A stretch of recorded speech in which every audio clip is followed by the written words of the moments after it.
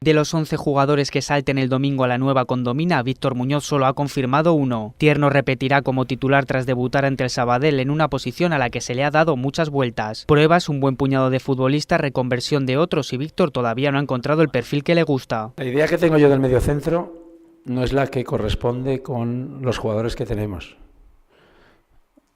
No, realmente todos tienen una parte, pero pocos jugadores completos para jugar el mediocentro, ¿no? Tan incompleto como se ha mostrado el equipo aragonés durante toda la temporada. Por ello, el entrenador del Real Zaragoza reconoce que la posibilidad de promocionar ha pasado al mundo de los sueños. Vamos a ver si somos capaces de ganar al Murcia, consolidar la permanencia y después soñar, ¿no? Porque ya sería soñar. Un sueño mucho más cercano tiene el filial zaragocista. Los de Emilio Larraz se jugarán una plaza en la categoría de bronce frente al Tribal Valderas e ilusión no faltará. Yo creo que sería poner la guinda a una temporada prácticamente inmejorable. Los números han sido fantásticos, el juego ha sido muy bueno, la aportación de los chicos al primer equipo y su comportamiento, yo creo que ha estado a la altura. Sí, la verdad es el mejor partido para jugar, sobre todo la Romareda,